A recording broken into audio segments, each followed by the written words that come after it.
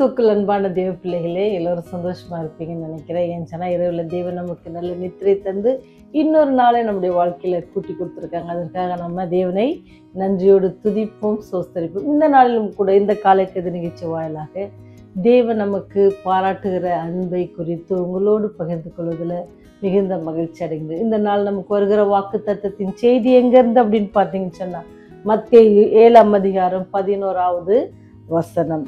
அது எப்படி சொல்லப்படுகிறது? ஆகையால் பொல்லாதவர்களாகிய நீங்கள் உங்கள் பிள்ளைகளுக்கு நல்ல ஈவுகளை கொடுக்க அறிந்திருக்கும் பொழுது பரலோகத்தில் இருக்கிற உங்கள் பிதா தம்மிடத்தில் வேண்டிக் கொள்கிறவர்களுக்கு நன்மையானவர்களை கொடுப்பது அதிக நிச்சயம் அல்லவா அப்படின்னு சொல்லி சொல்லப்பட்டிருக்கிறது.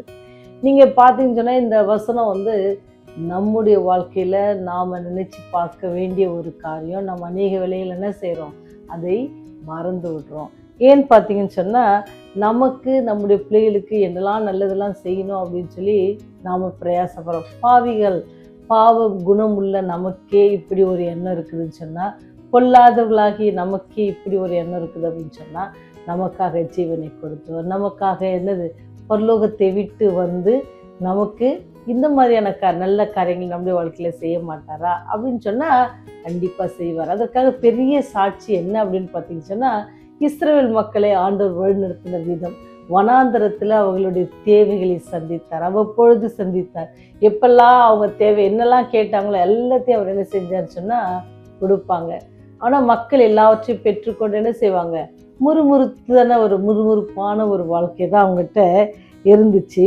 ஆனாலும் கூட ஆண்டவர் அவர்கள் மேல் எரிச்சல் படாதபடிக்கு அவர்கள் என்ன செஞ்சார்? அவருடைய தேவைகள் எல்லாம் என்ன செஞ்சார்? சந்தித்தார்.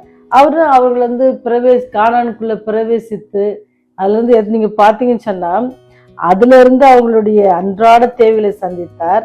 அவர் வாக்குத்தத்த தேசத்தை சுதந்திரத்தது சிறைப்பட்டு போகிற வரைக்கும், திருப்பி அவங்க சிறைப்பட்டு போகிற வரைக்கும் அவங்க என்ன செஞ்சாங்கன்னு சொன்னா 700 வருடங்கள் அவர்கள் என்ன செஞ்சாராம்? இஸ்ரேல் மக்களுடைய தேவைகளை சந்தித்தார்.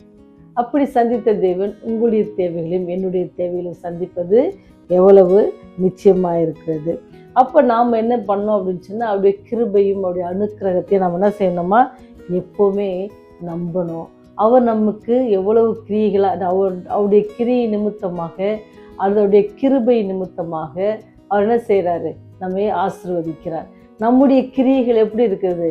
நல்ல கிரியைகள் கிடையாது இல்லை. ஆனால் ஆண்டவருடைய கிருபை தான் நம்ம என்ன செய்யுதுன்னா ஒவ்வொரு நாளும் வழி நடத்துகிறது. ஆண்டவர் பார்த்தீங்கன்னா பாவிகளோடத்துல வருவதற்கு அவர் அப்படியே காத்து கொண்டிருப்பாங்களாம். இந்த பாவிகள் மனம் திரும்பி என்கிட்ட வரணும் அப்படின்னு சொல்லி அவர் காத்து கொண்டிருப்பாங்களாம். அப்படி அவர்கிட்ட போய் சேர்றவங்கிட்ட அவங்க என்ன செய்வாங்கன்னா ஆசீர்வதிப்பாங்களாம் ஆண்டவர். அப்படி ஒரு பெரிய ஒரு அன்பான தெய்வம் அவர். அது மாத்திரம் இல்லை, அவர் சொல்றாரு பாருங்க, நீங்க என்ன கேட்குறீங்களோ, நீங்க கேட்கறதுக்கு முன்னாடி உங்கள் வாயிலிருந்து சொற்கள் பிறவாதற்கு முன்பு உங்களுடைய தேவைகள் என்னென்னு அறிஞ்சிருக்கிறேன் அப்படின்னு சொல்றாரு. அப்படி அறிஞ்சிருந்தாலும் ஆண்டவர் என்ன சொல்றாரு? நீங்க கேட்கும் பொழுது அவர் என்ன செய்யறாரா? கேட்டு அது நமக்கு தர வல்லவராக இருக்கிறார். நீங்க பார்த்தீங்கன்னு சொன்னா, ஒரு பிச்சைக்காரன் அவனுக்கு கிடைக்கிற வரைக்கும் கூப்பிட்டே இருப்பான்ல, ஐயா எனக்கு ஏதாவது செய்யுங்க அப்படின்னு சொல்லி. இப்போ நம்ம என்ன செய்யணுமா? தொடர்ந்து ஆண்டவரத்துல கேட்கணும், ஆண்டவர்கிட்ட நம்ம தொடர்ந்து ஜெபிக்கணும். ஒரு காரியம் நமக்கு கிடைக்கணும்னு சொன்னால், ஒரு ஆஃபீஸில் போய் ஒரு கையெழுத்து வாங்கணும்னு சொன்னால், நம்ம போகும்பொழுது என்ன இருக்க மாட்டாங்க? அந்த மேனேஜரோ அந்த டைரக்டரோ யாருமே இல்லை அப்படின்னு சொன்னால் அவ்வளோதான் விட்டுருவோமா? இல்லை, உடனே அவங்கள்ட்ட ஆஃபீஸில் இருக்கிற செக்ரட்டரிகிட்ட கேட்போம், ஐயா எப்போ திரும்பி வருவாங்க அப்படின்னு சொல்லி. அப்படி நம்ம எப்போ திரும்பி வருவாங்க? 4 மணிக்கு வாங்க அப்படின்னு சொன்னாங்கன்னு சொன்னால் 3:30 மணிக்கு நம்ம போய் அங்கே காத்துட்ருப்போம். இப்படி காத்துட்டு இருக்கும்போது 4 மணி ஆகும், வரமாட்டாங்க. அப்புறம் ஒரு ஃபோன் வரும், அவங்க சொல்லுவாங்க இன்னைக்கு வரல ஐயா, நாளைக்கு தான் வராங்க அப்படின்னு சொன்னால் திருப்பி நாளைக்கு போவோம்ல. ஏன்? நமக்கு தேவைப்படுது. இப்போ நம்முடைய தேவைகளை என்ன செய்யணும்? ஆண்டவர்கிட்ட கேட்கணும். எப்படி நம்ம பிள்ளைகள் பெற்றோரிடத்துல கேட்டு பெற்றுக்கொள்கிறார்களோ அப்படி கேட்கும் பொழுது நம்ம அவங்களுக்கு எப்படி ஒரு நல்லது, அவங்க ஒருவேளை தெரியாமல் சில காரியங்களை கேட்டாங்கன்னா நம்ம சொல்லுவோம், இல்லை இந்த ப்ராடக்ட்டு சரியில்லை, இது நம்ம யூஸ் பண்ண வேண்டாம், இல்லை இந்த பைக் ரொம்ப டேஞ்சரஸ், இது வேண்டாம். நம்மளே அப்படி சொல்கிறோம் அப்படின்னு சொன்னால், நமக்காக ஜீவனை கொடுத்தவர் உங்களையும் என்னும் அன்போடு அந்த ஆணி பறிந்த அந்த கரத்தை நீட்டி காத்து கொண்டிருக்கிறவர் நமக்கு செய்வது எவ்வளவு நிச்சயம் என்பதை நம்ம விசுவாசத்தோடு நம்ம இருக்கணும். பாவ மனசுன்னு நமக்கே இவ்வளவு நல்ல காரியங்கள் தெரியும் பொழுது, பாவமற்ற ஜீவன் செய்தவர், பாவமற்ற தெய்வம் உங்களுக்கும் எனக்கும் எவ்வளவு காரியங்களை செய்வார்ன்றதை நம்ம மறந்துக்கூடாது. அவருடைய ஈவுகளை நம்ம சம்பாதிக்க முடியுமா? கண்டிப்பா இல்லை. அவருடைய ஈவுகள் என்னது? அவர் நமக்கு என்னது? கிருபையாக அல்லது இலவசமாக கொடுக்கிறாரு. அது கூட எதுவும் இல்லைன்னு அதுக்காக நீங்க என்ன பிரயாசம் இல்லை. ஒரே ஒரு காரியம், நீங்க அவர் மேல விசுவாசத்தோட, அவர் எனக்கு தருவார், ஏற்ற வேலையில தருவார் அப்படின்னு சொல்லி விசுவாசத்தோட நீங்க ஜெபிப்பீங்க அல்லது கேட்பீங்க அப்படின்னு சொன்னா, ஏற்ற வேலையில எது உங்களுக்கு பொருத்தமோ, எது உங்களுக்கு தேவையோ, உடனடி தேவைகளையும் உடனே சந்திப்பாங்க. இல்லை இது உடனடி அந்த மகனுக்கோ தேவையில்லைன்னு சொன்னால் அது நமக்கு லேட்டாக வரும். சில நேரத்தில் நீங்கள் உடம்பு சரியில்லாமல் அல்லது சின்ன காய்ச்சலோ ஏதோ ஒரு சின்ன வியாதி இருக்கும்போது நீங்கள் ஜெபம் பண்ணி எனக்கு உடனே தாங்க, தலைவலி உடனே போகணும் அப்படின்னு ஒரு சின்ன குட்டி ஜெபம் பண்ணி பாருங்க, உடனே போயிடும். சரிங்களா? சில டைம்ல என்ன செய்யுது, சில வியாதிக்கு இந்த பதிலே வந்திருக்காது ஆண்டவர்கிட்ட. ஆண்டவர் அதுக்குள்ளாக நம்மை அனுமதிக்கிறார். ஏன்னு சொன்னால் பிற்பாடு அந்த காரியங்கள் நம்முடைய வாழ்க்கையில் என்ன இருக்காது, அந்த போகுத நிமித்தம் நமக்கு இன்னும் நிறைய உடம்புல நிறைய எதிர்ப்பு சக்தி வந்திருக்கும், இல்லை பெரிய வியாதி இருந்து நம்ம முன்னாடியே பாதுகாக்கப்பட்டிருப்போம். அதுக்காக சில வேலைகளை நம்ம கடினமான பாதைக்குள்ளே செல்வதற்கு தேவன் அனுமதிக்கிறார். அதனால நம்ம பயந்துராம சோர்ந்து போகாதபடிக்கு ஆண்டவருடைய தேவைகளை அவர் சந்திக்கிறவர். இஸ்ரவேல் மக்களின் தேவைகளை சந்தித்த தேவன் உங்களுடைய தேவைகளையும் என்னுடைய தேவைகளையும் சந்திக்க வல்லவராயிருக்கிறார். என்ன வசனம் சொல்லுது?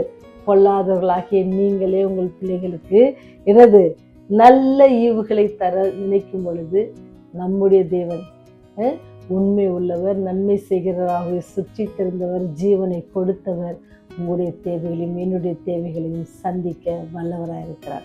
அப்பேற்பட்ட வல்லமை உள்ள தேவனை நீங்க விசுவாசிப்பீங்களா? கண்மூடி ஜெபம் செய்வோமா? ஆண்டவரே, உடைய ஈவுகளை நாங்கள் சம்பாதிக்க முடியாது, அது இலவசமாக நீர் எங்களுக்கு தருகிறீர் என்பதை நாங்கள் உணரத்தக்கதான செய்திக்காக நன்றி செலுத்துகிறோம் தகப்பனே. இந்த நாளிலும் ஆண்டவரே, நீர் எங்களுடைய தேவைகளை சந்திக்கிறவராய் இருக்கிறீர், சந்தித்திருக்கிறீர். அநேக அனுபவங்கள் எங்களுக்கு இருக்கிறது தகப்பனே. தொடர்ந்து நீர் எங்களை சந்திப்பீர் என்ற அந்த விசுவாசத்தோட இந்த நாளையும் நாங்கள் தொடங்குகிறோம் ராஜா.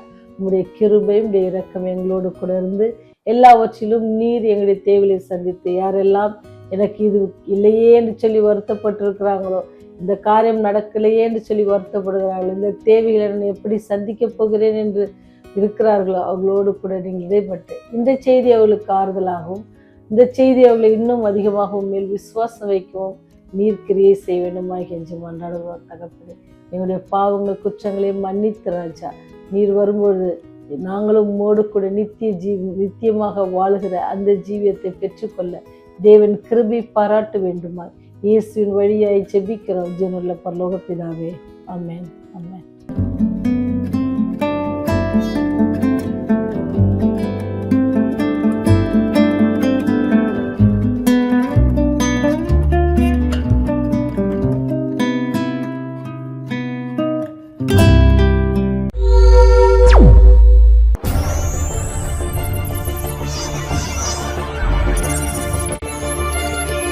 நீங்கள் பார்த்துக் கொண்டிருப்பது உங்கள் ரிவைவல் டிவி.